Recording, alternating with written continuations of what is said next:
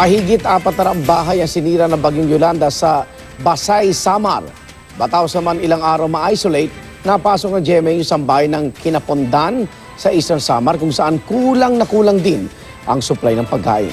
Saksi sina Cedric Castillo at Katrina Son. Kitang-kita kung paano winasak ng bagyo ang mga bahay. Pero sa kabila nito, ang mga batang ito saglit na kinalimutan ang hirap ng buhay. Habang masaya silang naglalaro, ang kanilang mga magulang abala sa pag-aayos ng kanilang mga nawasak na bahay.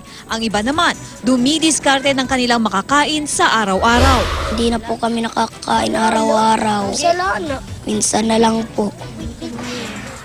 Minsan na lang po kami nakakakain dito. Sa parke naman daw na ito, dating naglalaro ang mga bata. Pero dahil sa storm surge, napunta dito ang fish cage na ito. Kaya naman dito na lamang sa kanilang paaralan naglalaro ang ibang mga bata. Gusto ko na pong mag-aral. At gusto na namin makatuloy ng mabuting tutulugan. Paano sa school? Bakit gusto mo nang bumalik sa school?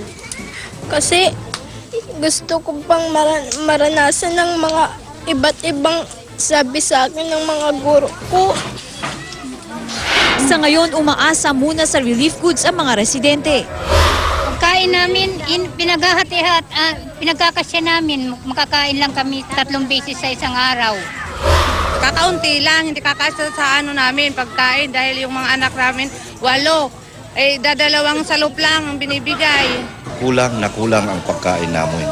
Kasi siyempre, nung dumaan kasi yung bagyo biglaan. Although mayroon kaming preparation, pero sabihin natin kulang yung paghahanda namin.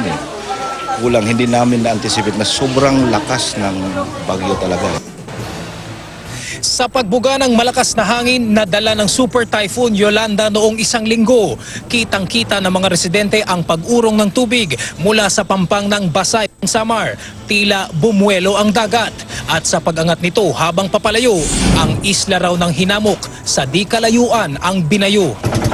Kwento sa amin ng kapitan, hile-hilera dati ang kabahayan sa pampang ng isla. Malaking alon, 14 feet yung taas ng alon. May mga bahay dyan, talagang sira lahat. Mga ilang bahay ba yan, sir, nandyan? Marami kasi 450 households. Yung natitira dyan, mahigit 30 na lang siguro. Papalapit sa daungan ng bangka, pila-pila na ang nakaabang sa paparating na tulong. Kabilang na ang lalaking ito na lumalala na raw ang sugat na tinamo sa bagyo. Yung mga tinulungan ko marami. Sugatan ako dito. Sa sentro ng isla, walang pakundangang giniba ng bagyo ang barangay. Nawagan ako sa kapatid ko sa Australia na ako humihingi sa kanila ng tulong na sana matulungan nila kami dahil yung bahay namin na was out. Biskilitan muli ya kaya tate namatay iya daw nga umangkon anak pa giwan dak maram kunhan nga nanawagan pa kita bugto at Bulacan.